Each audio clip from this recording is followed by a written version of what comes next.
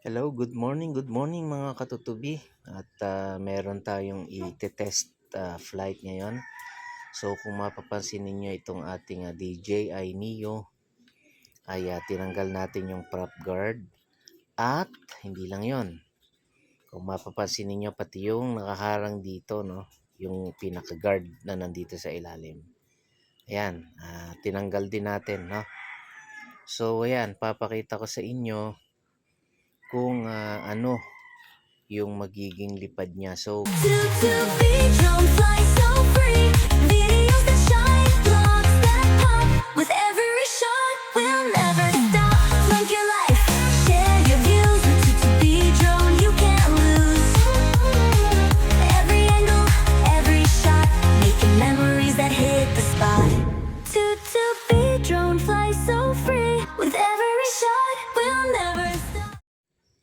good morning mga katutubi. At meron tayong i-test flight ngayon. So kung mapapansin ninyo itong ating DJI Neo ay tinanggal natin yung prop guard. At hindi lang yon. Kung mapapansin ninyo pati yung nakaharang dito, no, yung pinaka-guard na nandito sa ilalim. Ayan, tinanggal din natin, no.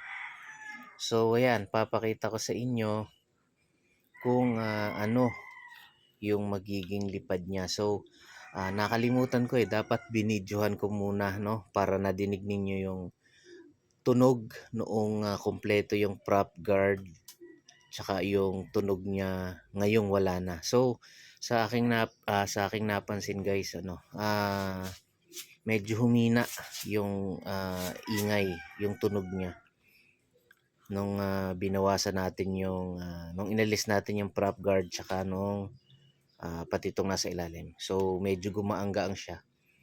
At ayun, try natin, no? Testingin natin yung lipad. So ano pa? Let's go! So ayan, medyo marami na yung GPS signal. Iangat na natin para dito sa taas. Ayan, ayan na yung home point. Meron na. Ayan, pwede na natin paliparin. So ayan, test natin kung ano yung lipad, no? Sports mode na natin agad. Try natin yung lipad ng wala na siyang prop guard. Alright.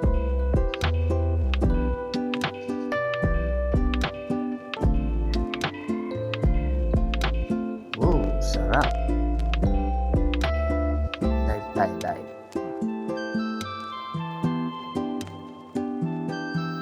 Alright. Ano siya, napansin ko mas mabilis siya kaysa dun sa may prop guard na nakalagay.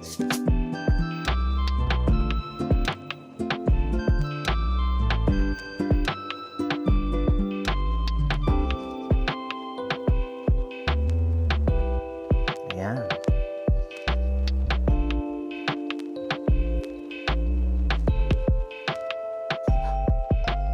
Full throttle po ito guys, full throttle tayo.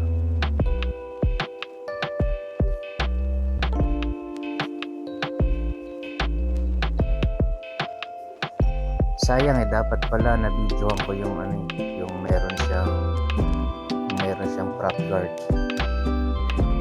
saka yung wala, para merong comparison, sayang. Pero iba talaga yung lipad niya. Mas nagkaroon siya ng konting aggressive kaysa dun sa kompleto yung prop guard niya. Kasi ito medyo siya, gumaang.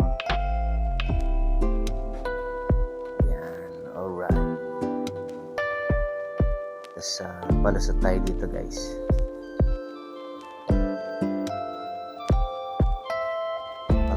Palusot. Uy, may kalapate.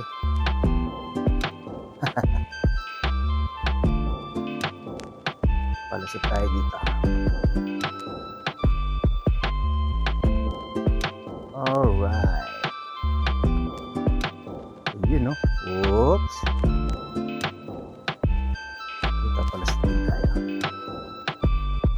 ang pinaka-favorite natin sa lahat. Yung mga palusot.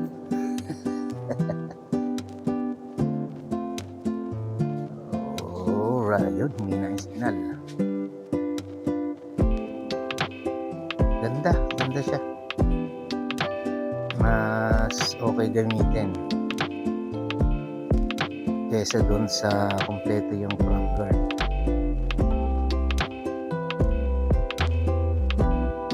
Okay. Yan.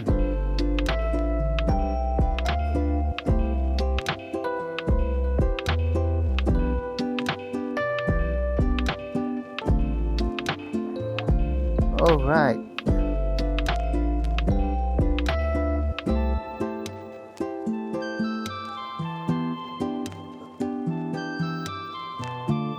Woohoo!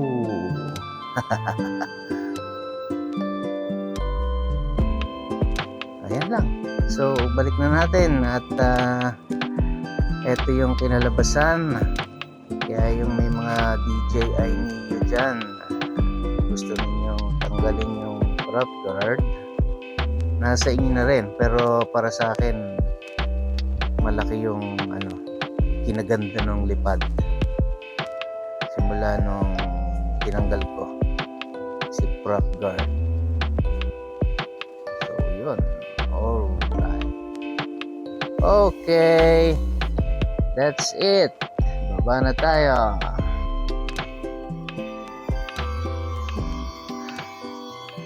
Alright. Ayun guys, at na-try na natin na paliparin itong ating Neo. Nawala yung mga prop guard, at nung nilinis natin, inalis natin yung nakaharang dito.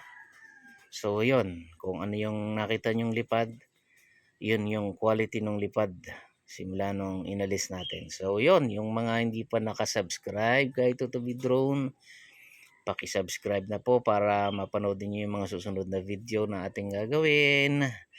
At hit po yung notification bell para updated kayo sa mga susunod na video na ating gagawin. So yun, maraming salamat sa lahat ng mga sumusuporta. Thank you very much. Bye-bye.